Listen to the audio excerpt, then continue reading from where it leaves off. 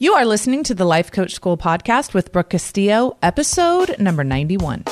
Welcome to the Life Coach School podcast, where it's all about real clients, real problems, and real coaching. And now, your host, Master Coach Instructor, Brooke Castillo. Hey everyone, how are you guys doing? I'm so excited today to share one of my most amazing master coaches, colleagues, and friends, Andrea Hanson. She is such a pro at everything she does. When I teach master coach training, the master coaches have to turn in projects to me, and hers was so unbelievably excellent and amazing. I'm still thinking about it years later. She's just written a great book called The Inside Guide to MS. She works specifically with people who have the diagnosis of MS, but she's also fantastic with anybody who has a diagnosis that they're grappling with and having any kind of challenges with. You can find out more about her at AndreaHansonCoaching.com. I'll put it in the show notes.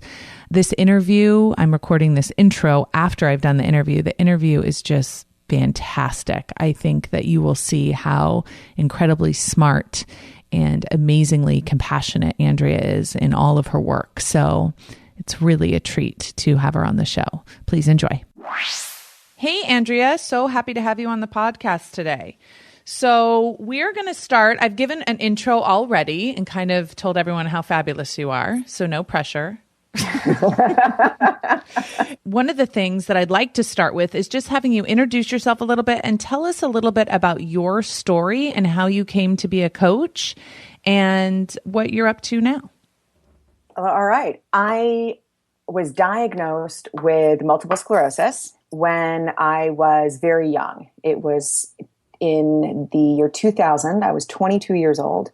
And when I got the diagnosis, I happened to be in graduate school. And I almost immediately had I can't do that. I can't be in school when I have MS. I have to take care of myself. I've got to go out and earn good money and get insurance, and kind of this type A, I've got this, took over.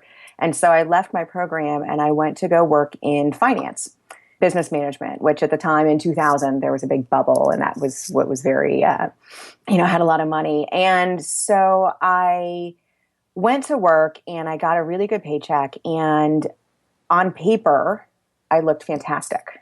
I had a great job. I had a great income. I was 22. I was living in uptown Dallas and hanging out with my friends and going out all the time and all this kind of stuff.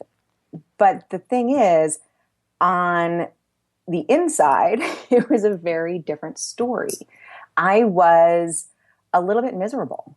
I actually was having a lot of relapses, and I was feeling a lot of just guilt about having MS and fear about what it meant for my future, 10, 15, 20 years down the road. What was my life going to look like? Mm-hmm. What were my abilities going to look like? Okay, let me interrupt you for just a second here, because I know there's probably some people that are listening that have no idea what MS even is. Oh, yeah. And so maybe we could just do like a little short description of what it meant when you got that diagnosis. Did you know what it was? What did you learn about it? Sure. Yeah. When I got the diagnosis, I had no idea what it was. I went in because I was losing eyesight, and I had thought it was a detached retina. I don't know why. It's not like I really understood what that was either. But I had no idea. And it turns out what MS is, it's an autoimmune disorder where your immune system, when it gets excited, when it has, feels like it has to fight an infection, it goes way overboard. And when it goes way overboard, what it does is it starts to attack the body instead of attacking what other pathogens are in your body, causing the illness. And so when it attacks your body for MS specifically, it attacks your neurons, and it attacks what's called the myelin on your neurons. And so it's kind of that lubricant that makes your neurons fire really quickly. It's why when you think about walking and you walk, it happens immediately because of that myelin. And so when you have multiple sclerosis, your immune system is attacking that myelin. And so it slows down that process. And so anything in your central nervous system is affected with multiple sclerosis. So why was it affecting your eyes? How did that work?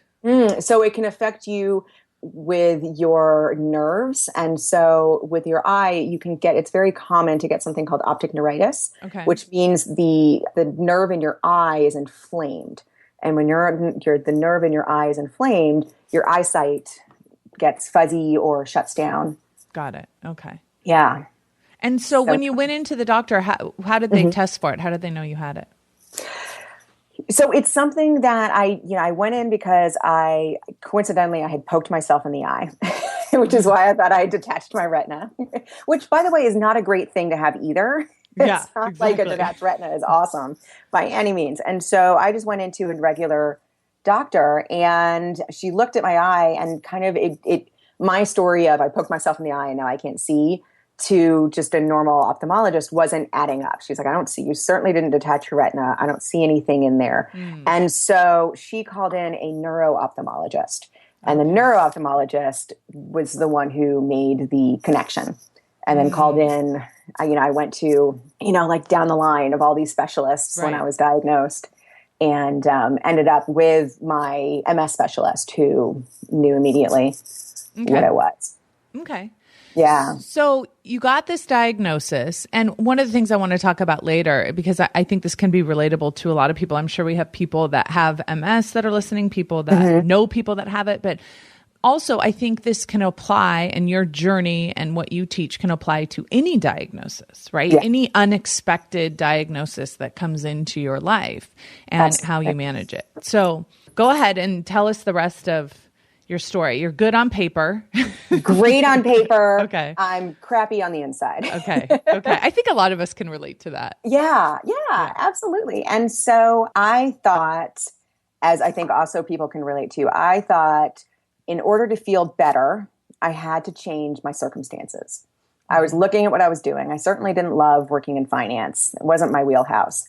I was just doing it for the money. And so I was thinking, okay, well, maybe if I change my job, things will get better. Maybe if I, stop dating and get more of a serious relationship, then things will get better. So I kind of looked at everything that was going on, and I was thinking, I feel really crappy because my circumstances aren't quite right yet. So let's change some of those. And I got one of these books that basically is supposed to help you learn your passion, learn what it is you're supposed to do with your life. Because if I just found my passion, I would be happy. And I realized it was a book by a coach, and I realized that that's what I wanted to do. Like it just really lit something up inside of me. And what it really taught me was these ideas that, if you're aware of what you're thinking, you can change how you're feeling. You can change the direction. You can change the results. One of the books I went to very quickly, I had the Byron Katie and I had the Eckhart Tolle, and then I found your book as well. So going into the self-coaching 101 model, and I started to really think about it and realize, wait a second, if I change how I'm thinking about my job, if I change how I'm thinking about my dating situation, if I change what I'm thinking about my disease, I feel differently. And it's not like that kind of stuff happened overnight, but it really sparked something. And yes, I did end up, going into a different field. I did end up going back and finishing my master's program, which was human development, something that's very far from finance. But I really started to practice that awareness of what I was thinking and how I was feeling. And it just opened that door to understanding that I can change how I feel by changing what I'm thinking, and understanding that when I feel things like, guilty because I have to opt out of, an engagement because I was tired and I just, I knew it was too much. That guilt wasn't caused by my MS. The feeling, afraid of what my future was going to look like because, a disease will progress with you. That fear was not caused by my disease. Okay, so I think this is huge point. I think this is something that we can all conceptualize, but putting into practice is a lot more challenging. Yes. So let's create this scenario where we're kind of relating these ideas of thoughts, right? So you get a diagnosis. So for me, I work with a lot of weight loss clients, right? So a lot of what I deal with is, a pre-diabetic, insulin resistance, diabetic diagnosis. And there's that moment where what we call the circumstance, right? The fact is the diagnosis. You have MS. And then there's this magical part where you get to decide what you're going to make that mean. You're going to decide what you think about that. You're going to decide, now that you have this diagnosis, which is factual and you can't really debate it, although we try sometimes, right?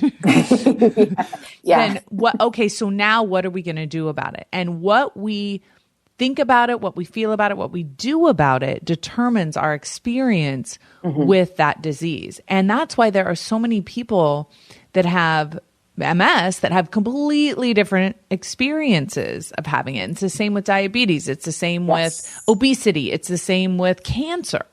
Absolutely. So can you speak to that process of maybe getting the diagnosis or even having it and really kind of thinking about how you think about it? Right.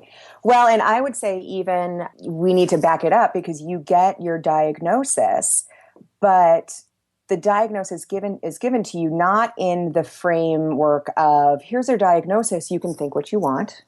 You can feel how you want. Right. This is not how a diagnosis is handed to you. How you think about this and what you do next really matters. Exactly. Right. I'm going to have my expectations. You don't get any of that. You get, here's your diagnosis. Yeah. Be afraid because this is all the crap that can happen. Yes. And it's almost this shock and awe trying to, because they want you to, they have your whatever healthcare worker you're working with that's handing your diagnosis. They want the best for you, but they don't necessarily understand that how you think about it is going to affect your reality. They just want you to do what they know will help you and will help your diagnosis. And so sometimes it's almost like this shock and awe, like you must be very afraid. So you have to, you have to do all these things or else your MS will, or your, diabetes or your cancer will take over. Yes. And so it's quite often from the get-go discussed as something that is in control and something that can control how you're feeling and your experience in life.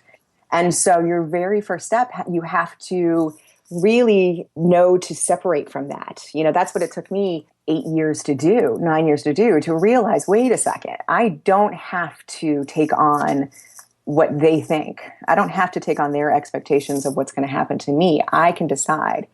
And I can decide what I think about this. Just because they think I will suffer from this diagnosis, it doesn't mean I will suffer from this diagnosis. And that was a huge thing to realize. And it can be hard because when you're working, especially with healthcare professionals, when you're getting a diagnosis, they are the authority figure. Right. And a lot of times when you're in that position, especially when you're just getting diagnosed and you're scared and you can be like me and you don't really know even what they're talking about, all of a sudden you feel like, this little kid, like, okay, just tell me what this means. Tell me, what's going on. And so a lot of times what it means to them is that it's going to control how you feel, right? Like emotionally. Right. So there has to be that conscious choice to understand and to practice that having a diagnosis does not mean you have to feel a certain way. Yeah. Okay, so here's the thing that I think is interesting about a diagnosis. And of course, you guys, if you don't have a diagnosis of anything, you can apply it to anything. Someone tells you that they don't want to be your friend anymore. You get fired from a job. Any life event that you don't have control over, that you're not planning on, is you can ask yourself this question. You can say, okay, this is the reality of my life right now, but I get to decide what I want to think about it. And I think that that decision in that moment changes everything. Because we can't control that you have the diagnosis, but we can control whether you make it worse with your thinking or better with your thinking. I think that's so, so important. Okay, so once you discovered all of this coaching material, you started learning the power of your mind. It really helped you with, it sounds like, with the MS. And then what? Well, then I went back and I finished my degree and I started to transition out of that finance role because I knew even with getting very clear on the fact that it's not making me feel anything, I still realized once I had that clarity that it wasn't what I wanted. And so I made that choice to transition away from it. And I went towards coaching. And so I opened my business and I went and I learned from you. I went first to weight coaching and then into master coaching. And I had the pleasure of working with the National MS Society for a little bit. They had a program where they were doing career coaching. And so I partnered with them and did that. And I was also just getting more and more clients with multiple sclerosis and not so much with weight coaching. And so I kind of watched my business transition. And so now I'm working a lot with people who have a diagnosis and I am helping them to understand that thought model and understand how much control they have over their symptoms with their diagnosis, and over, how their diagnosis progresses and how their diagnosis affects them on a daily basis. And it really helps just to get them back to really just living their life instead of living their diagnosis. Because a lot of times we feel like if we have a big change like this, any big change, it has to consume us.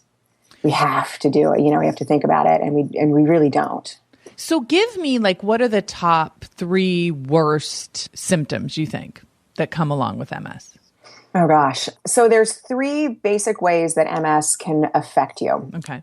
It can affect you with your walking, with your motor ability. Okay. So some people, not all by any means, not even most, but some people can lose the ability to walk. Okay. It can affect things like it's any muscles, like your vocal cords. So it can affect speaking. Okay. It can also affect you cognitively. Okay. And so that can affect anything from executive functioning, which is kind of planning and understanding. Okay, I do this first, and then I do something next, and then I do something, and understanding kind of the ways you go about getting something done. And it could be something as simple as making dinner. Okay. It can affect memory, certainly. It can affect, being able to recall a word when you're talking. Okay. So, and it can affect you just sensory wise. And so you can be in pain. You can have stabbing pains. You can have numbness. You can have, a lot of people will have like a pins and needles kind of feeling. So it's the central nervous system affects a lot in our bodies. Right. And there's kind of a scale of, not really doing anything to really affecting, to where you're not really able to speak. You're not really able to feel, different parts of your body. Okay. It can get severe, but it's not in most people Okay. by any means. So the reason I ask you that is because I want to kind of be one of these clients, and this is what I can hear people saying is listen, I have stabbing pain. I can barely walk. I'm having a hard time remembering things. And you're telling me that, I can just have happy thoughts about this and just think positively and it will all be fine, right? Yeah. Right. How do you speak to clients that come to you that are under a tremendous amount of stress and are feeling, really at the mercy of, their disease? And in many ways, those are the circumstances of their life. How do you help someone that's in that space? So when there's someone in that space, and, by the way, I think people don't have to be that severe to still have that same thought of how could this possibly be, that I can feel this way? Like, how can I not think? And it could be that their symptoms are a lot less severe. Right. They can still have that same mindset. And what the very, very first thing that needs to happen when I'm working with these people is really getting clear on the difference between your circumstance and what you're thinking about your circumstance. Really getting clear on what the facts are and what you're thinking about those facts. Because just separating those two things out can have a huge effect on your stress. Right. Because yes, you have let's say the the circumstances, I have pain in my leg. Mm-hmm. When you just think about that circumstance, like I have pain in my leg, it's a pretty neutral thing. But when people look at their thoughts about the pain in their leg, it's, MS is awful and it's never going to get better and I can't do anything. And this makes me, people are looking at me. People don't think I'm normal. I can't be normal. It's all of these thoughts that are very, very, very painful thoughts that don't necessarily have much to do with the actual pain itself. Right. They're making that actual pain mean all of this stuff about how they can't be a normal person anymore. They can't be accepted anymore, how they're never going to get better. That's a big one. It's never going to end. Yeah. And all of these things, as we know, can help you feel, can make you feel helpless. Right. And we can quite often, this cycle of kind of learned helplessness gets in. When you live with those thoughts, you think it's the pain that's doing it, but really it's what you're thinking. And then you start to think like, what's the use? Like, why even try? Why even, why even bother to get better? Nothing's going to work, right? And you just have this nice little belief system of nothing's going to work, never going to get better, and you blame it on the pain. Yes. But once you start looking at those thoughts and working with those and really understanding those and loosening them up, so to speak, you realize that the pain really is just the pain. And, by the way, there's a whole bunch of things to do to minimize your pain, just with, using your mind and using relaxation techniques and things like that. And so just separating those two things out is a massive first step that I do, especially when people are really holding on to it. Yes. And the other thing I've noticed a lot that I think is so fascinating is how much we argue with our pain. Right? And we argue with our diagnosis and we argue with the circumstances of our life because we feel like they're unfair and they shouldn't be happening to us. And, yes. What did I do to have this horrible thing? And all that energy we spend arguing with it. And I love what Byron Katie says. She says, you can argue with it, but you're always going to, you only lose 100% of the time, right? When you argue with reality. And I think there's this magic that comes with making peace with what you cannot change. And I think that gives you so much empowerment to think about really genuinely what you can, because there's a lot of things you can't change with MS, right? You can't change the diagnosis. You have it. You can't change it. But there's a wide range of things that you can with most diagnosis to make that huge difference. Absolutely. And so I think that's so important. So tell me, like you talked about stress being like a really huge part of this for people, as I can imagine. How do you work with yourself and with your clients when it comes to having a disease and dealing with stress? I mean, people that don't have a disease have a hard time dealing with stress. Yeah. So you add the disease in. What are some of the things that you do with your clients? Well, one of them is definitely around kindness, because a lot of times I think, especially when you're working with people who, like me and like a lot of my clients, they're professionals. They're not going to quit their job. They don't see how they can change anything in their life because they're making an income and quite often a really good income. And how can they possibly? And so when they're told to slow down, it's like, what are you even talking about? And it gets kind of a bad rap.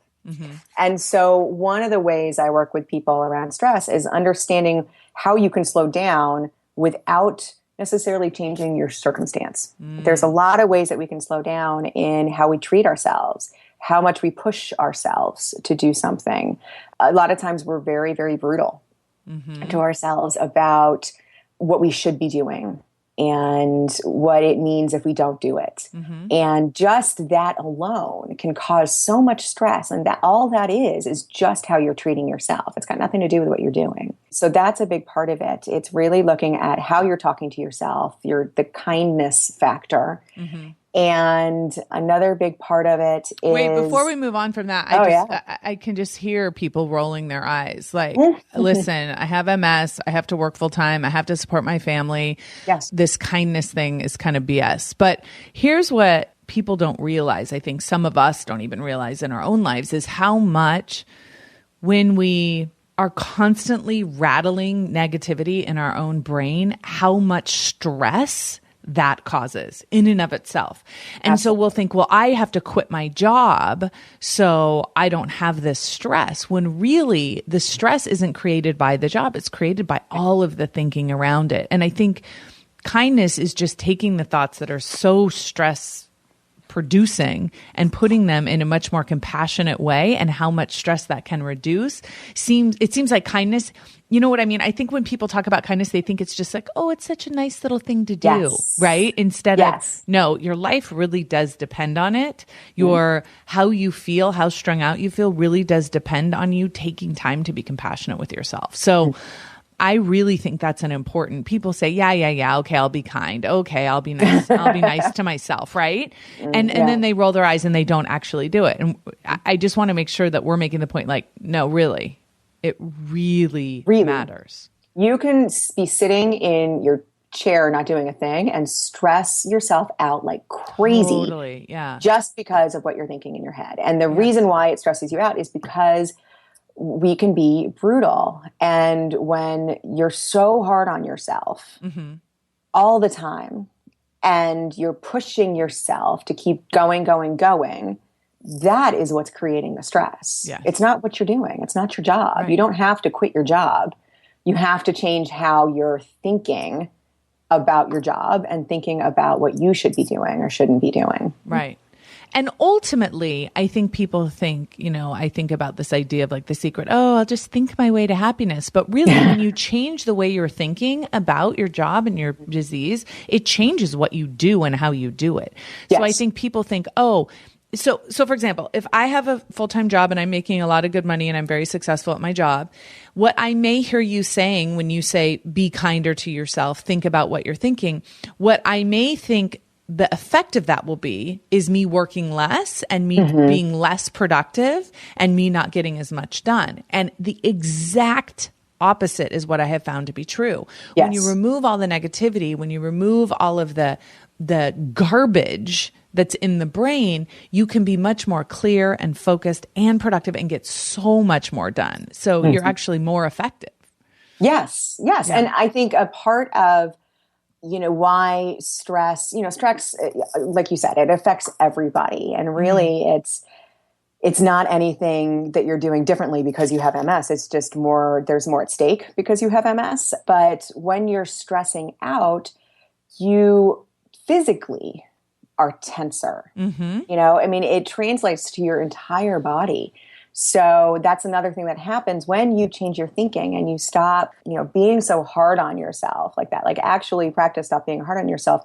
You are relaxed both mentally but also physically. Yes. And that allows you to do so much more. And it helps you when you have some kind of a disease or chronic illness that affects your body. Yes, absolutely.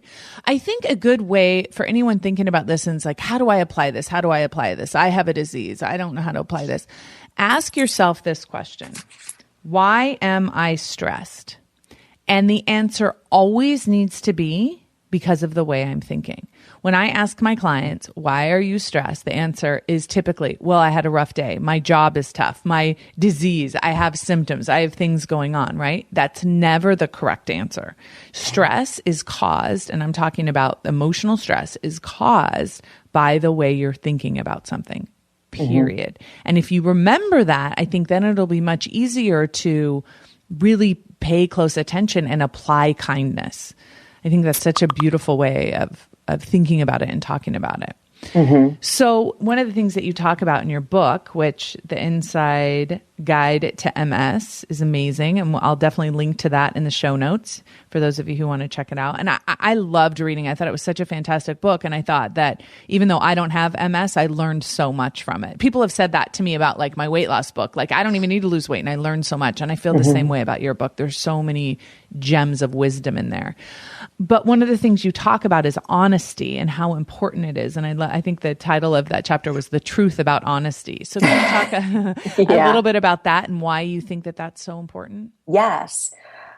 Whenever you're diagnosed, especially, but whenever you have, that big news that's unexpected, we can tend to go into denial on one front, denial is actually a defense mechanism. It helps you process, and it's not a bad thing. But a lot of times what happens is denial is prolonged, and it can kind of be in stages. So for me, for instance, when I had MS, I immediately went on disease-modifying drugs. I immediately did things like working out and looking at my diet. So I immediately put things in place. But I was still in denial about what it really meant to have MS. I was in denial about how I wanted to change my life to be healthier. I was in denial about just how afraid I was about my future with MS. I was really, really scared, and I kind of went into this mode that a lot of people do, which is I just have to keep going. Because if I keep going, then I don't have time to sit and think about it. I don't have time to think about how scared I am. And so it moves us into this type of denial where, like, yeah, technically we're doing stuff. So we're not completely ignoring the fact that we have MS, or a disease, but we're in denial about what we're thinking of it. And we're in denial about how afraid we are. And so one of the biggest things that I did with my MS is really face what I was thinking, really be honest with myself about what I was thinking about my diagnosis, what I was thinking about my future, what I was making it mean, all of those really scary things. I was just 100% honest with myself. And it's, we feel like if we're not thinking about the fear and we're not thinking about how, afraid we are of something, it helps us. It helps us to move forward. It helps us to keep going. And really, even just, the act of being in denial about something, especially when it's, 4, 5, 8 years after your diagnosis, that is very, very stressful and very hurtful to us, because it's almost like you're trying to trick your brain. You're trying to tell your brain that it's not happening. And it's, of course, you have this whole big, part that you don't look at, but it's there. And so that part of honesty really uncovers it. It's such an amazing point. I hear this a lot from people where they'll say, can't you just use the model? Can't you just work on your thoughts to stay in denial about something? Right. And so I love what you're saying, how it's so important to tell yourself the truth and understand what your truth is and understand what you're thinking. It doesn't mean that you don't have the option of changing that truth if you want to.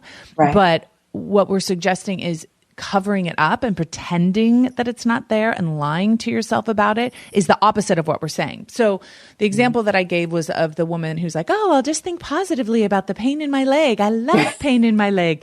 Pain in my leg is wonderful, right? And that's the opposite of telling yourself the truth, right? Telling yourself the truth is there's pain in my leg and I'm making it mean that this is the end of the world and that my life is over. And really understanding, yes, I'm afraid, but not making fear or a negative emotion or a genuine, true emotion mean something that it doesn't mean, right? It just means you're having an emotion. And telling yourself the truth and not being in denial about all of it, right? Because I think we want to get to the point where, I'm always thinking positive thoughts all the time and I never have negative thoughts anymore. And, that's not honest and it's not useful at all. So I love what you're saying about that. I think that's so key. Yeah, it's super important because a lot of times we don't do this, especially when you're looking at something that you're deeming a huge circumstance. Right. We don't do it because we feel like we're going to be stuck there. Yes. Like, I don't want to sit and really verbalize. Like, I really sat and verbalized how afraid I was that I, was going to lose this function, or how afraid I was really. When you followed it down, I was going to become a bag lady because of everything. That's what happens to everyone. It doesn't matter what the diagnosis is. Exactly. You're going to end up on the side of the road in a van with a cart. Yeah, exactly. Exactly. It's so true. But really, verbalizing that is so important, because the first thing you realize is it's not actually happening. Right. It's not actually happening. Whatever it is that you are so afraid of that you can't bear to look at isn't what's happening. And once you do look at it, it's this instant disconnection that you have. Yeah. Because when you don't talk about it, you don't verbalize it, and you just let it kind of live in your brain and, you push it to the back, it's very big and it's very real. Right. And the second you verbalize it, and the second especially if you write it down, there's so much in writing it down, you disconnect and you realize, this is crazy. Like, this is not even something that is going to happen. This is not something that's happening right now. And you start to realize, this is what I'm thinking. Yeah. And you realize that I am not, in fact, going to stay here now that I'm looking at it, now that I'm being honest about it. This fear of, once I, quote, go there and really feel my fear and really feel this anxiety, this fear that you're going to just get stuck there and never leave, you realize that that's just not true. Right. Because you get this instant disconnection and you don't even really feel as deeply about it as you thought you would. And it's just, having that honesty. So is just how magical. about your current life and your current practice, and how are you managing it now? How are you feeling symptom-wise, that sort of thing? I feel great. It's been, it's funny, someone was asking me the other day when my last relapse was. I think it was 2010. I can't even really think about it, because I honestly don't think about my MS on a daily basis. And when it comes to running my business, there's a lot of moving parts. There's a lot of things to do. And daily I have an eye on what I'm doing, an eye on my business. And then I always have one eye on me and what I'm feeling and what I'm thinking and what's going on. And I am constantly looking at my thoughts. I'm constantly running models on my thoughts. I get coached all the time on what's going on. And I'm, very quick to step away if I need to. So for instance, I just had a really bad cold this last, week, and I completely shut everything down. Yeah. And it was hard because it's my business. And if I'm not doing something, it's not getting done. Right. But I truly put my health first. And that's not me putting my MS first. That's me putting my health first. That's such a good point. I love hearing that. As you're speaking, I'm thinking in some ways, sometimes our diagnoses can be such blessings. That's how I feel about my weight struggle, because it's made me much more vigilant with myself. It's really made my relationship with myself so much stronger, because so many of us go through our lives just ignoring ourselves. Yeah. Right. And when you have a disease, it's much harder, especially when it goes ignored, it interferes with your way of living. So I think that there are little blessings. There are. Yeah. I truly am one of those people who say that I am grateful that I've had this diagnosis. And, you were talking before, there's going to be people who are like, forget, what are you talking about? Right. Right. Shut up. But it's true, because you're right. I mean, I think about my life before I was diagnosed, and there was nothing healthy going on there at all. And I certainly wasn't listening to my body. I don't even think I really knew what that meant, to be honest. I certainly wasn't feeling my emotions. I wasn't doing any of it. And so, MS was the catalyst for me. MS was kind of that catalyst, actually, to make me listen to myself a little bit more and really tune into just being healthy, because that's really ultimately what helps your MS. If you treat yourself as a healthy human, it's going to be good for your MS. Right. But not everybody, there are plenty of people who have a diagnosis and continue to ignore themselves and continue to ignore, even when they have the diagnosis or the illness get worse and worse and worse. If they're stuck in that cycle of blaming their circumstance for what's going on, and they are not feeling in control, then, they can go a very long time ignoring what's happening and just getting worse and worse. That's such a good point. Yeah. I mean, I was reading some statistics about like 80,000 people will lose a limb due to diabetes this year. Oh my gosh. I mean, and you think what's causing it, and literally, it's not that you don't want to change. It's just if you don't see how much power you really do have, if you keep, like you said, being in that blame circumstance, that can be so disempowering. It's really painful. So if somebody has a diagnosis and they wanted to work with you, what's your process of working with clients? So the first thing I do is I have a completely free discovery session where we just talk. We find out where they are, what they're thinking about their diagnosis, what they're doing to help themselves, and what they want their life to look like. Mm-hmm. So like you said, there's a lot of things that you want to do, but it can be hard. You know, some of these are really big changes. Doing something like starting an exercise program is no small thing. Right. Changing your diet is no small thing. Right. And so we talk about, you know, where are you right now? What are you trying? And where do you want to be? What are the things that you want help with? And I help them get very clear, because a lot of times, you know, you can be very confused. Right. Because you get a lot of advice. You get a lot of people telling you a lot of different things, and it's often very contradictory. And so even when you have your doctor, who you'd think would be kind of the main authority, it can come across as just like, so many options. What do you even do? So I help them get clear. What is it that they want to do? You know, what are the steps you can take? And then I talk about how coaching can help them. And it's from there that we decide if we're going to work together. So the very first thing is just, you know, a free phone call where we just chat and we just talk about what's going on and what they want. That's awesome. Okay, great. And then if they decide they want to work with you, what does that process look like? So I have an 8-week program. Okay. And right now it's a one-on-one program, and it's all over the phone. It has, you know, there's sessions where we talk to each other one-on-one. There's, you know, we'll email during the week. I have suggestions. I have, you know, I don't like calling it homework, but things to practice. Right. Because this is a practice. This isn't just talking for, you know, an hour and then forgetting about it until next week. So I give them, you know, based on what it is that they want to do and what they feel like they need to do, I'll give them certain different steps and different things to practice to start to really get into that mode of being aware of, you know, what they're thinking and how they're feeling and separating themselves from that blame on the circumstance. So if someone were to work with you for 8 weeks, what could they expect to walk away with that they maybe don't have? So the biggest thing that I've heard feedback-wise from clients is knowing what to do when things like stress and fear pop up. Because after they work with me, they understand that difference between what they're thinking and what their circumstance is. And they're walking away with that awareness of understanding, like, okay, that's the fact. Yeah. This is what I'm thinking. And so when something new, because, you know, we always have stress that pops up. We always have circumstances that pop up in our life.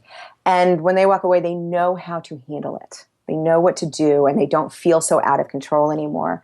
They also know how to create those habits and, you know, that are so big, like exercise and diet and weight loss and things.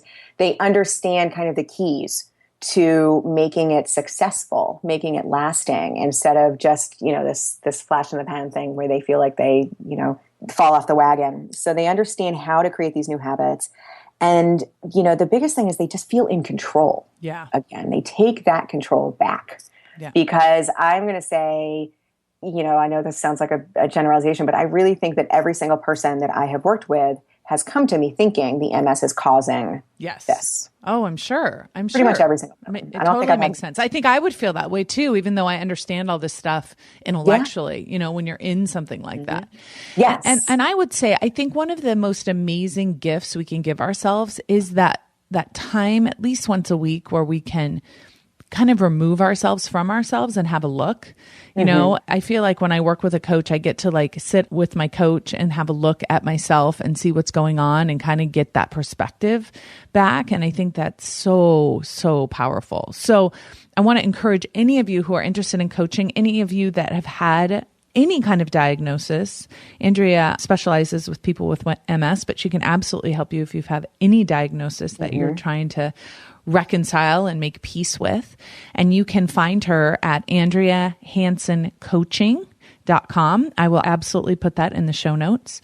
And I encourage you to go and check out her website. And if you're at all interested, why not do the free consultation? That's such a generous offer that you do with your clients, and find out more about what she does and what she can offer you. I think that would be incredibly powerful for any of you.